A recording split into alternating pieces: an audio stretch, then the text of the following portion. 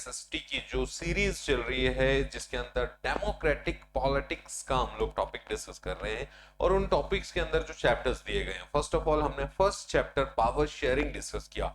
तो power sharing क्या था, जिसमें हमने बेल्जियम और श्रीलंका के दोनों कंट्रीज के एग्जांपल्स को देखा कि किस तरीके से वहां पावर्स की वजह से इश्यूज पैदा हो रहे थे और पावर्स का डिस्ट्रीब्यूशन करके कैसे एक सक्सेसफुल कंट्री के रूप में वो लोग डेवलप हुए, उसकी बात थी। अब उसी चैप्टर को थोड़ा अगले चैप्टर में ब्रीफ किया है, डिटेल किया है और वहां एक टर्म दे दिया। पावर शेयरिंग में हम बहुत तरीके की एक बड़ी हम एस्पेक्ट की बात करते हैं, वहीं उसका एक पार्ट हम देख सकते हैं फेडरलिज्म के रूप में। तो फेडरलिज्म क्या है, संघवाद जिसको हिंदी में कहा जाता है, कैसे आपके लिए इंपॉर्टेंट है, आपको एग्जाम में क्या क्या क्वेश्चन यहां से पूछे जाएंगे, ईटीसी हम लोग यहाँ पर लेक्चर 1 में डिस्कस करेंगे।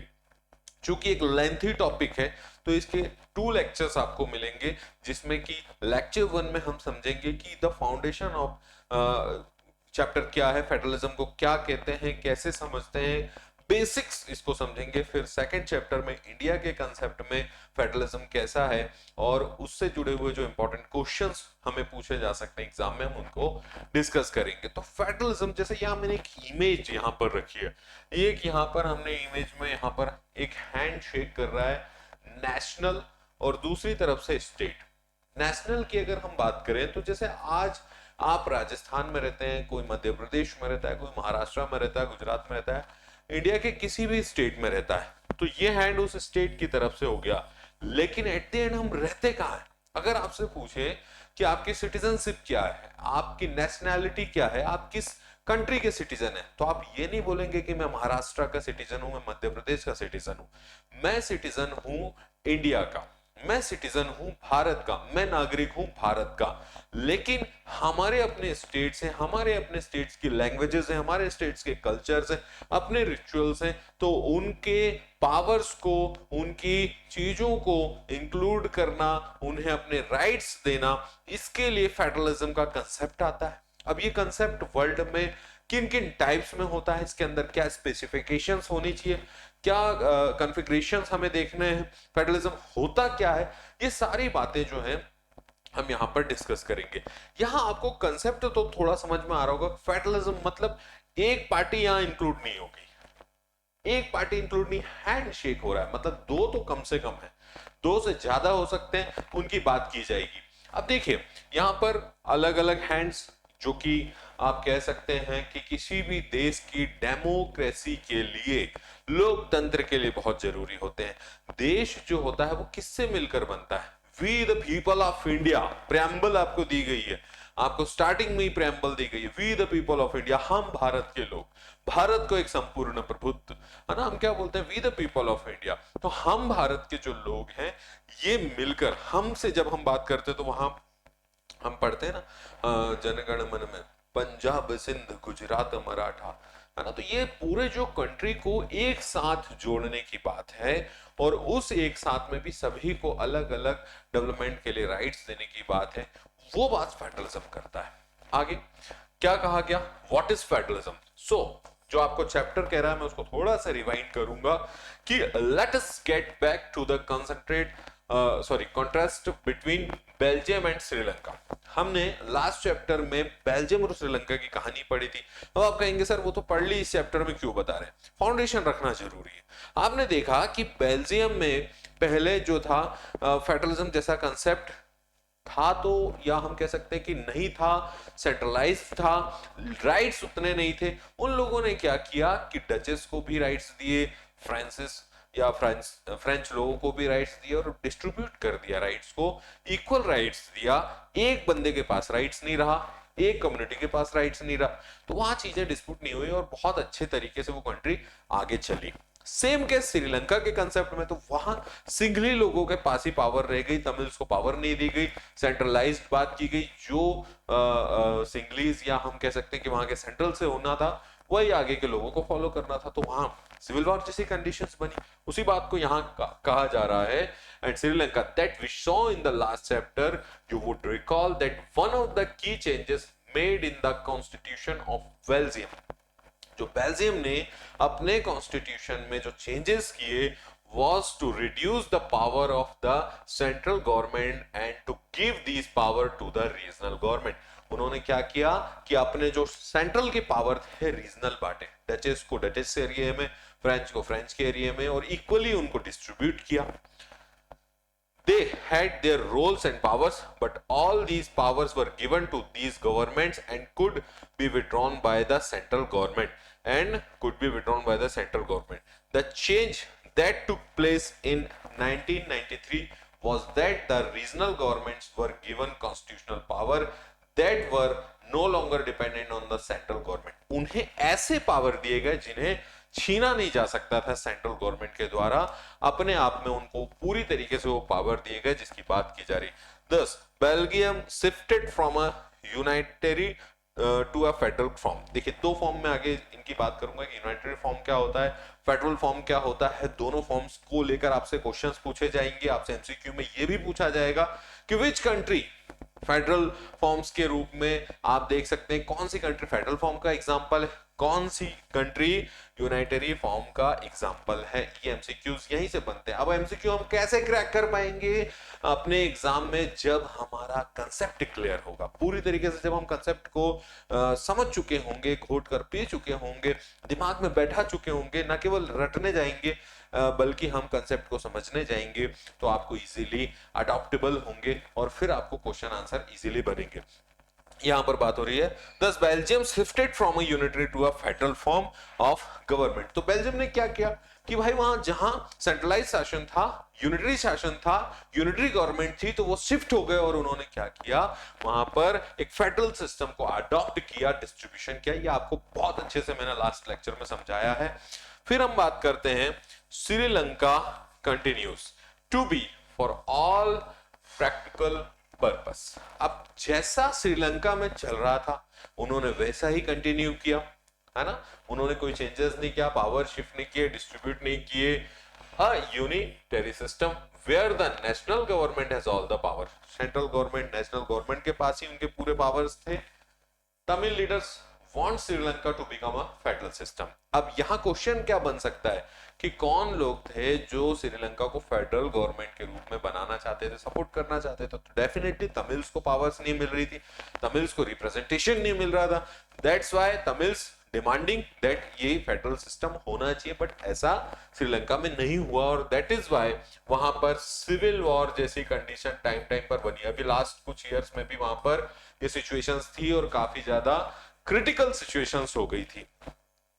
तो federalism is a system of government in which the power is divided between a central authority and various constitutional units of the country.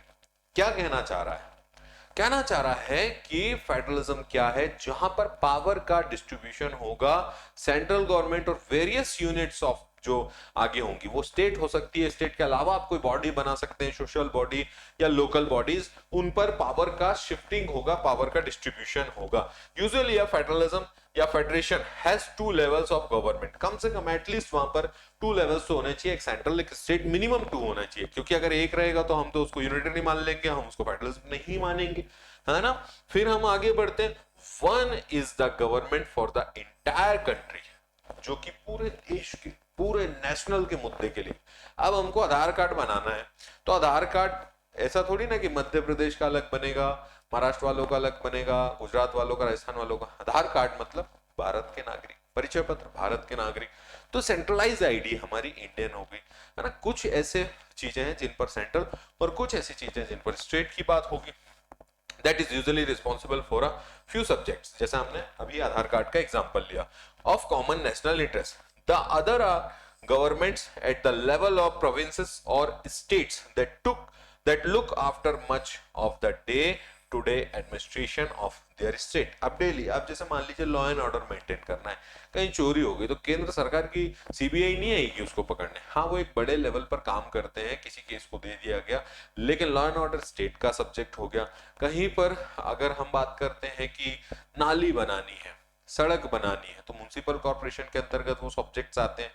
Revenue के शेयरिंग में भी इनके कंसेप्ट अलग अलग हैं, उसको आगे मैं बताऊंगा. Both these level of governments enjoy their power independent. एक वर्ड यहां बहुत इंपॉर्टेंट है, independent to others. कि सेंट्रल की पावर स्टेट की पावर इंडिपेंडेंट होगी, वहां पर कोई हस्तक्षेप नहीं होगा, कोई इंटरफेरेंस नहीं होगा।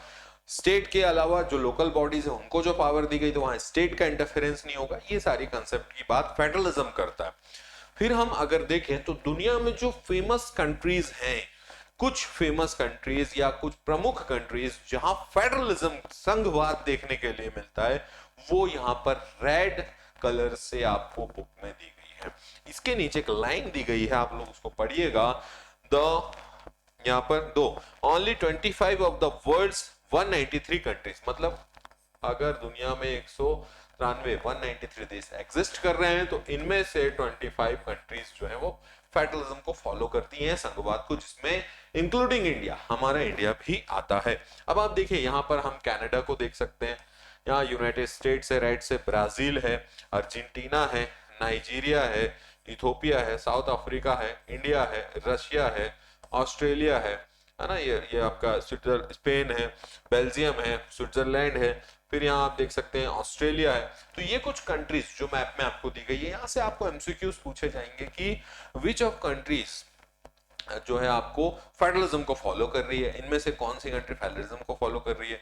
तो हम सभी जानते हैं कि यहाँ पर हमने यूएसए का एग्जांपल देख लिया, हमने रशिया का एग्जांपल, इंडिया का एग्जांपल देखा, हमने ऑस्ट्रेलिया का एग्जांपल देखा। तो इनमें से आपको मल्टीपल चॉइस क्वेश्चंस में ये चीजें पूछी जा सकती है। नेक्स्ट आगे बढ़ते हैं, जो कुछ पॉइंट्स आपको दिए गए हैं। In this sense federations are concentrated with unitary governments. अब देखिए यहाँ दो टर्म्स आपको आएगा, एक आ गया यूनिटरी गवर्नमेंट और दूसरा टर्म आ गया आपका फेडरल गवर्नमेंट। अब यूनिटरी गवर्नमेंट क्या है, तो यूनिटरी गवर्नमेंट का केस वही श्रीलंका वाला, जहां एक ही बॉडी है जो पूरे कंट्री के लिए अलग अलग प्रोविंस हो, अलग अलग एरिया हो, कहीं भी रहने वाले लोगों के लिए उस कंट्री के अंदर उनकी डिसीजन मेकिंग में सारे पावर उस एक सेंट्रल बॉडी के पास है, कहीं डिस्ट्रीब्यूट नहीं किए जा रहे। उस सेंट्रल बॉडी में जो लोग हैं वही उस चीज को चला रहे हैं। बहुत इजी लैंग्वेज।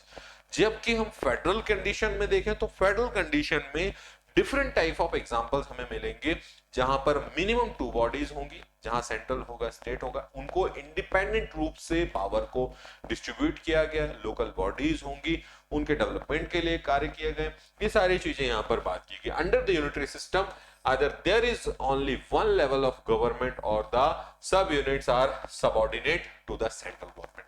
अब वहां एक यूनिट हो या कुछ सब यूनिट भी बनाई गई हो, वो किसके सबऑर्डिनेट कहलाएंगे, सेंट्रल गवर्नमेंट की। वहां केवल सेंट्रलाइज्ड जो है पावर ऑपरेशन आपको देखने के लिए मिलेगा, जिसको कि यहां पर एक टर्म में यूज किया है, unitary governments. The central government can pass on orders to the provincial और the local government but in a federal system. अब देखिए यहां तक आपको यूनिटरी सिस्टम तो समझ में आ गया।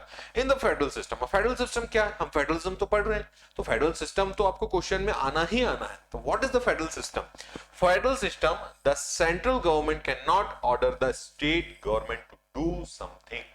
मतलब स्टेट के पास इंडिपेंडेंट अपने राइट्स हैं, पावर्स हैं, सेंट्रल गवर्नमेंट उनको पुश नहीं कर सकती, उन्हें नहीं कह सकती ऑर्डर दे करके कि भैया आप हमारी बात मानिए, ये ऑर्डर फॉलो करिए।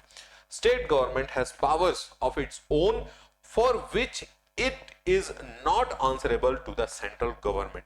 उसके पास जिन जिन सेगमेंट को लेकर पावर्स हैं, उसके लिए वो सेंट्रल गवर्नमेंट के लिए रिस्पॉन्सिबल नहीं है, वो अपने पास ही है। फिर हम देखते हैं both these governments are separately answer to the people. अब दोनों गवर्नमेंट, चाहे हम सेंट्रल की बात करें चाहे हम स्टेट की बात करें, ये किसके लिए रिस्पॉन्सिबल है, किसके लिए कार्य कर रहे हैं, या किस पर शासन कर रहे, रूल कर रहे। रूल करना खैर कॉन्स्टिट्यूशनल या हम कह सकते हैं कि डेमोक्रेसी में गलत शब्द होता है, बट टेक्निकली अगर आप देखें तो रूल ही हो रहा है। गवर्नमेंट भी रूल कर रही है और इससे पहले जो भी लोग थे वो पीपल्स पे रूल कर रहे थे, तो रिस्पॉन्सिबल भी किसके लिए है, पीपल्स के लिए।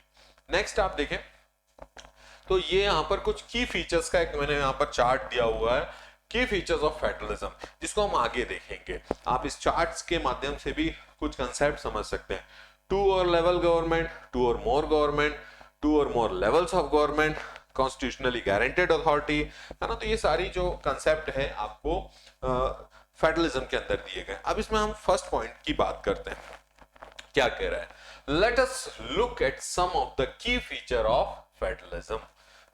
की फीचर्स, ये आपको क्वेश्चंस पूछा जाएगा 101% कि what is the key features of federalism. So there are two or more levels of government. आप इंडिया में इस चीज को एग्जांपल के तौर पर देखिए, क्या कह रहा है फेडरलिज्म की पहली रिक्वायरमेंट ये है कि there are two or more levels. तो टू और मोर लेवल्स मतलब कि जहां फर्स्ट सेकंड लेवल तो होना चाहिए और मोर लेवल भी आप कर सकते हैं। अब आप इंडिया के केस में देखो तो हमारे पास में एक सेंट्रल गवर्नमेंट है, हमारे पास में एक सेंट्रल गवर्नमेंट है, ठीक है। अब सेंट्रल गवर्नमेंट जहां पर मोदी साहब रूल कर रहे हैं, हमारे प्राइम मिनिस्टर, उनकी पूरी कैबिनेट है, वो पूरे देश को रूल कर रही है।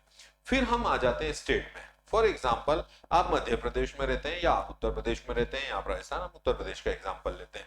उत्तर प्रदेश में यहाँ पर स्टेट गवर्नमेंट हो गई जिसको हम यूपी कह लेते हैं। यहाँ पर ये अपने लॉ एंड ऑर्डर से चल रही है। अब जैसे कहीं बुलडोजर चलाना है तो उसके लिए मोदी साहब नहीं बोल रहे, योगी आदित्यनाथ जी वहां पर बुलडोजर चला दे रहे हैं। कहीं कोई कार्यवाही करनी है लॉ एंड ऑर्डर की, कुछ स्टेट के लिए प्लानिंग्स बनानी, तो कौन कर रहा है? योगी आदित्यनाथ कर रहे हैं यूपी के अंदर। अब ये हो गया आपका यूपी। फिर हम आप आ जाते हैं यूपी में। फॉर एग्जांपल आप कानपुर में रहते हैं तो कानपुर म्युनिसिपल कॉर्पोरेशन है। कानपुर म्युनिसिपल कॉर्पोरेशन के अंदर कुछ पावर्स डिस्ट्रीब्यूट किए गई है हमारे 92 93 के जो एक्ट है उनमें। हम देखते हैं जिनको हम पंचायती राज की बात करते हैं, जो आगे चैप्टर में आपको मिलेगा, नेक्स्ट लेक्चर में मैं बताऊंगा। तो यहाँ पर हम हो गया लोकल गवर्नमेंट, जिसको हम लोकल बॉडीज कह सकते हैं। इस तरीके से 3 स्टेट्स में ये चीजें डिवाइड हो गई। तो ये बात हो रही है देयर आर 2 और मोर लेवल्स और tyres of government. Second part पर क्या कह रहा है? Different tyres of government govern the same citizen but each tier has its own jurisdiction in specific matter of legislation, taxation and administration। अब आप बोलोगे कि ये हमने बोल दिया कि भाई स्टेट गवर्नमेंट है, ये हमने बोल दिया केंद्र सरकार है, ये हमने बोल दिया नगर पंचायत, नगर पालिका, नगर निगम है, लेकिन अब उनको ना हमने टैक्स की पावर दी, ना हमने उनको लॉ एंड ऑर्डर की पावर दी, ना उनको जस्टिस की पावर दी उस एरिया के अंदर। तो फिर काय का वो फेडरलिज्म हुआ? वो तो ऑन पेपर दिख रहा है लेकिन ग्राउंड रियलिटी उसकी डिफरेंट है, नहीं हो सकता। तो हम बात करेंगे कि यहां पर वो बात कर रहा है कि डिफरेंट टायर्स ऑफ गवर्नमेंट, जो डिफरेंट लेवल, स्टेट की बात हो, सेंट्रल की बात हो, लोकल की बात हो, उनके पास शासन करने के लिए, रूल करने के लिए सिटीजन एक ही है। मान लेते हैं कि मैं इंदौर मध्य प्रदेश में रहता हूं। अब इंदौर में इंदौर म्युनिसिपल कॉर्पोरेशन भी मुझ पर रूल कर रहा है। मध्य प्रदेश में रहता हूं तो मध्य प्रदेश गवर्नमेंट मेरे ऊपर रूल कर रही है। और इसके अलावा मैं भारत देश का नागरिक हूं तो केंद्र सरकार के लिए भी मैं ही हूं। अब तीनों को रूल करने के लिए एक बंदा है, एक बंदा मतलब अलग अलग, जो भी आप अपने एग्जाम्पल भी ले सकते हैं। पब्लिक वही है, पीपल वही है, लोग वही है। अब उनको किस तरीके से डील करना, तो यहां बात वही की जा रही है कि but each tyre has its own, उनके अपने लिमिटेशन से अधिकार है। बाइफर्केशन किया गया है कि किस मामले में सेंट्रल का काम है, किस मामले में स्टेट का काम है और किस मामले में म्युनिसिपल कॉर्पोरेशन का काम है। तो in specific matters of legislation, taxation and administration, वहां पर विधायिका, कर पालिका आपकी जो टैक्सेशन से जुड़ी हुई, और एडमिनिस्ट्रेशन जो वहां का जो प्रबंधन है, मैनेजमेंट है, वो उस तरीके से होगा। थर्ड पॉइंट पर आते हैं, the jurisdiction of the respective levels of tiers of government are specified in the constitution. अब पहला पॉइंट पे हमने बोला कि यार ये चीजें नहीं होती, सिर्फ ओवरली बोल दिया जाता तो क्या काम बनता, लेकिन दूसरे पॉइंट में कहा गया कि भाई ये चीजें होनी चाहिए कि उनका अपना टैक्सेशन या वहां उनको कर के लिए, टैक्स के लिए रूल करने के लिए अलग अलग डेफिनेशन होना चाहिए। अब कहा जाए कि यार हमने ये भी कर दिया बट उसको कॉन्स्टिट्यूशन में हमने इंक्लूड नहीं किए, बोले नहीं, तो ओरली बोलने से क्या ये चीज होगी? नहीं होगी। तो यहां थर्ड पॉइंट है, the jurisdiction of the respective levels of tiers of government are specified in constitution, so the existence and authority of each tier of government is constitutionally guaranteed। मतलब उसको कॉन्स्टिट्यूशन से गारंटी होनी चाहिए कि भाई ये power आपको कॉन्स्टिट्यूशन देता है। कौन देता है? हमारे यहाँ सबसे ऊपर कौन है? हमारे यहाँ कॉन्स्टिट्यूशन सबसे ऊपर है। संविधान सबसे ऊपर है, उससे ऊपर इंडिया में कोई भी नहीं है। The fundamental province of the constitution, provinces of the constitution can not be, फिर हम आगे बढ़ते हैं फोर्थ पॉइंट पर, can not be unilaterally changed by one level of government. Such change requires the consent of both level of government. तो देखिए constitution, अब ऐसा नहीं कि हमने बोला कि कॉन्स्टिट्यूशन में तो उसको मैनेज कर दिया लेकिन हम जब चाहे उसको चेंज कर देंगे, तो ऐसा नहीं है। वन लेवल ऑफ गवर्नमेंट, भाई उसको चेंज करने के लिए भी लोगों का प्रतिनिधित्व लगेगा, अलग अलग तरीके से उसके लॉज और कॉन्स्टिट्यूशन में उसकी डिफरेंट व्याख्या की गई है, उसकी बात यहाँ ये फोर्थ पॉइंट आपका कर रहा है। फिर हम आते हैं फिफ्थ पॉइंट पर, courts have the power to interrupt the constitution and the power of different level of government. यहां पर एक पॉइंट में सबसे ऊपर देखिए, एक एक वर्ड बहुत इंपॉर्टेंट है बुक का, एक एक word, court have the power. अब कॉन्स्टिट्यूशन में क्या बात कही गई है, क्या उसका मीनिंग होगा, इस बात को डिफाइन सबसे बेस्ट कौन करेगा? तो भारत का कॉन्स्टिट्यूशन ये कहता है, इंडिया का कॉन्स्टिट्यूशन ये कहता है कि जो सुप्रीम कोर्ट है, सुप्रीम कोर्ट को सर्वोच्च व्याख्याता कहा गया है कॉन्स्टिट्यूशन का। हम कह सकते हैं कि कॉन्स्टिट्यूशन को सबसे अच्छा डिफाइन करने का जो पावर है, लास्ट वर्डिक्ट जिसको हम कहते हैं, वो है सुप्रीम कोर्ट। और उसके अलावा जो अदर कोर्ट्स हैं वो कॉन्स्टिट्यूशन को डिफाइन करते हैं, हालांकि फाइनल जो वर्डिक्ट हम सुप्रीम कोर्ट का मानते हैं। मतलब कोर्ट के पास ये अथॉरिटी है, पावर है कि वो इस चीज को बता सकता है, नहीं तो सेंट्रल गवर्नमेंट अपने हिसाब से बताएगी, स्टेट गवर्नमेंट अपने हिसाब से, तो कोर्ट इसको जस्टिस करेंगे। The highest court acts and as an empire if disputes arise between different level of government. बहुत बार हुआ है कि हमारे सेंट्रल स्टेट के डिस्प्यूट्स, खास तौर से रिवर सिस्टम्स को लेकर, कोई टैक्सेशन सिस्टम को लेकर, कोई डिफरेंट पॉलिसीज को लेकर होते हैं, तो इस सिनेरियो में जो कोर्ट्स होंगे वो इस बाइफर्केशन कोर्ट, जो आपके डिस्प्यूट्स हैं, इनको सॉर्ट आउट करने के लिए उनका जो वर्डिक्ट होगा वो फाइनल माना जाएगा in the exercise of their respective powers. Clear हो रहा है? बहुत सरल लैंग्वेज में, इजी लैंग्वेज में आपको समझाने का प्रयास कर रहा हूं। नेक्स्ट पॉइंट में है, sources of revenue for each level of government are clearly specified to ensure its financial autonomy. Sources of revenue of each level, किसकी बात की जा रही है? Sources of revenue for each level.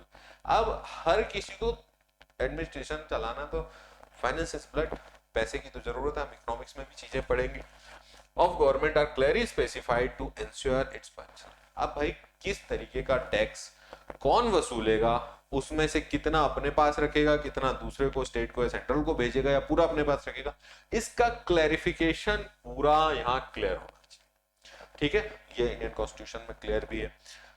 The federal system, seventh है, the federal system thus has dual objectives to safeguard and promote unity of the country while at the same time accommodate regional diversity. Therefore, two aspects are crucial for the institution and practice of federalism. Government at different levels should agree to some rules of power sharing. They should also trust that each would abide by its part of that agreement. An ideal federal system has both aspect, mutual trust and agreement to live together. देखिए, हम कितना ही कुछ कर लें, लेकिन एक विश्वास, एक म्यूचुअल ट्रस्ट, एक अंडरस्टैंडिंग जब तक कहीं भी, चाहे वो रिलेशनशिप हो, चाहे वो रूल करने की बात हो, चाहे वो कंट्री की बात हो, चाहे वो कॉन्स्टिट्यूशन की बात हो, तो वहां चीजों को मैनेज करना मुश्किल ही नहीं, नामुमकिन हो जाएगा, हम कितना ही उसको लिखा पढ़ी कर लें। तो यहाँ ये बात की जा रही है कि हमें यूनाइट करके अपने कंट्री के लिए, हर व्यक्ति के लिए फेडरलिज्म जहां यूज किया जा रहा है, वहां पर बात है कि एट द एंड हम अपनी कंट्री को यूनाइट करें, अपने लोगों के हितों के लिए काम करें, हमारी म्यूचुअल अंडरस्टैंडिंग बेहतर होनी चाहिए। The federal system thus has dual objective, दो objective, to safeguard and promote unity of the country, कि भाई ऐसा नहीं हो कि इसके चक्कर में कंट्री के पूरे मामले खराब हो जाएं और डिस्ट्रीब्यूशन हो जाएगी अलग अलग पावर देने के चक्कर, तो वो पावर से यूनिटी की बात हो, ना कि बाइफर्केशन होने लगे। At the same time, accommodation regional diversity. Therefore, two aspects are crucial for the institution and practice of federalism. Government at different level, जो different level government, चाहे central हो, चाहे state हो, चाहे local bodies हो, should agree to some rules of power sharing, जो अपने power sharing के some रूल्स और नियम कायदे कानून पर उनको एक मत सहमत होना जरूरी है, जिससे कि बेहतर चीजें प्रोसेस हो सके। ये 7 टाइप्स यहाँ पर हमने बताए जो कि की फीचर्स ऑफ फेडरलिज्म हैं, जिससे आपको क्वेश्चंस पूछे जाएंगे। फिर हम बढ़ते हैं थोड़ा सा नेक्स्ट पॉइंट की ओर। The exact balance of power between central and the state government varies from one federation to another. This balance depends mainly on the historical context in which federalism was formed. अब जिस तरीके से वहां पर federalism form किया गया उसका अलग अलग देशों में हिस्टोरिकल कंसेप्ट हो सकता है। अब इसमें 2 टर्म आती है, इस पूरी जो प्रेजेंटेशन है इसमें आपको 2 टर्म्स समझनी है। यहाँ एक बात आ रही है कमिंग टुगेदर की, और दूसरा यहाँ पर है होल्डिंग टुगेदर। तो फेडरलिज्म तो है, जहां हम इंडिया की बात करते हैं तो India is a union of states, जहां और दूसरा हम अमेरिका की बात करें तो क्या होता है यहाँ पर आप इसको समझिए। There are 2 kinds of routes through which federation have been form. The first route, पहली बात ये समझना, यहां से क्वेश्चन आएंगे, involve independent states coming together. अब यहां समझना एक लाइन बहुत इंपॉर्टेंट है, ये line involves independent state coming together. अब जो स्वतंत्र राज्य है, इंडिपेंडेंट स्टेट, अलग अलग कंट्रीज में जो स्टेट्स, यूएसए की बात कर लो तो वहां पर कैलिफोर्निया हो गया एक स्टेट, या और दूसरे स्टेट्स हो गए, वो स्टेट्स इंडिपेंडेंट है, वो एक साथ आते हैं, वो स्टेट मिलते हैं और एक राष्ट्र का निर्माण करते, एक नेशन बना रहे हैं यहाँ पर coming together on their own to form a bigger unit, एक बड़ी यूनिट बना रहे हैं जिसको कि USA, United States of America कहा। क्या कहा? United States of America, USA. इसके एग्जांपल्स पूछे जाएंगे, ध्यान देना। So that by pooling sovereignty and retaining identity they can increase their security. भाई एक आइडेंटिटी बनाएंगे कि हम अमेरिकन है, हम फ्रेंच है, हम जापानीज है, हम इंडियन, हम चाइनीज, हम रशियन। तो ये आइडेंटिटी यहाँ पर हम इसकी बात कर रहे हैं कि वहां बहुत सारे स्टेट्स आए और उन्होंने एक अपनी आइडेंटिटी कि भाई एक बड़ी यूनिट तैयार कर ली और उस बड़ी यूनिट को कुछ पावर्स और कुछ चीजें दी। हालांकि मेन जो पावर है वहां किसके पास है? स्टेट के पास है अधिकाधिक पावर, लेकिन फॉरेन पॉलिसी बनानी है, कुछ बाहर के कामकाज करने, ये तो लोकल की बात हो गई अंदर की, लेकिन और भी तो चीजें हैं। तो उसके लिए उन्होंने बड़ी यूनिट फॉर्म की, जिसकी बात कहां की जा रही है? कमिंग टुगेदर फेडरेशन के अंतर्गत। समझ में आ रहा है? सेकंड बात है, the second route is where a large country decide, जैसे हमारा इंडिया हो गया, सेकंड में आता है the large country decides to divide the power between the constituent states and the national government. India, Spain, Belgium, ये एग्जांपल है, पूछे जाएंगे कह रहा हूं। तो इंडिया में क्या हो रहा है कि सेंट्रल गवर्नमेंट है, उनने भाई मध्य प्रदेश से छत्तीसगढ़ बनाया था, उन्होंने आंध्र प्रदेश से तेलंगाना बनाया था, अब महाराष्ट्र से कई बार बात हो रही विदर्भ बनाने की। तो ये कौन कर रहा है? सेंट्रल कर रहा है। तो सेंट्रल अपने पावर्स को डिस्ट्रीब्यूट कर रहा है, उसके हाथ में है वो स्टेट्स बनाना। तो वहां सेंट्रल से प्रोसेस हो रहा है, ना कि स्टेट आके सेंट्रल को बना रहे हैं। तो ये सेकंड फॉर्म की अगर हम बात करें तो इंडिया इसमें आता है, federation. In this second category the central government tends to be more powerful, यहां पर बाय द स्टेट, जिसमें कि सेंट्रल गवर्नमेंट स्टेट से ज्यादा पावरफुल दिखाई देती है एज कंपेयर टू अदर। जब कमिंग टुगेदर की बात होती तो स्टेट ज्यादा पावरफुल है एज कंपेयर टू सेंट्रल, कहां? यूएसए जैसे कंट्रीज में। जबकि हम इंडिया की बात करें तो डेफिनेटली सेंट्रल की ओर पावर का झुकाव भारत के कॉन्स्टिट्यूशन में, इंडियन कॉन्स्टिट्यूशन में दिखाई देता है, जो कि सेंट्रल की ओर झुका हुआ है। बट स्टेट को सेपरेट पावर दिए गए, लोकल बॉडीज को सेपरेट पावर दिए गए, चाहे वो फाइनेंस से संबंधित, टैक्सेशन से संबंधित हो, लेजिस्लेशन के से संबंधित हो, एडमिनिस्ट्रेशन से संबंधित हो। फिर हम बात करते हैं, very often different constitutional units of the federation have unequal powers. Some units are guaranteed special power. अब जैसे कि हम बात करते हैं कि कुछ राज्य, अब जैसे आपने सुना होगा कि जम्मू कश्मीर को स्पेशल स्टेटस, असम को इसमें स्पेशल स्टेटस है, कोई दूसरा स्टेट है, जब कई स्टेट्स अपने स्पेशल स्टेटस के लिए मांग कर रहे थे, तो वहां के सिचुएशंस के अकॉर्डिंग सेंट्रल गवर्नमेंट उनको स्पेशल स्टेटस देती है, स्पेशल पैकेज देती है, स्पेशल चीजें। अभी बिहार स्पेशल स्टेटस की मांग कर रहा था, तो उसके कुछ क्लासिफिकेशन से उनमें फिट होने के बाद ही उन्हें स्पेशल स्टेटस दिया जाता है और उनके डेवलपमेंट के लिए कार्य किया जाता है, वर्क किया जाता है, किसके द्वारा? सेंट्रल गवर्नमेंट के द्वारा। तो यहाँ बात है इंडियन केस में, यहाँ बेल्जियम और ब्राजील का एग्जांपल भी, स्पेन का एग्जांपल भी आपको मिल जाएगा, तो ये आपको ध्यान रखना है।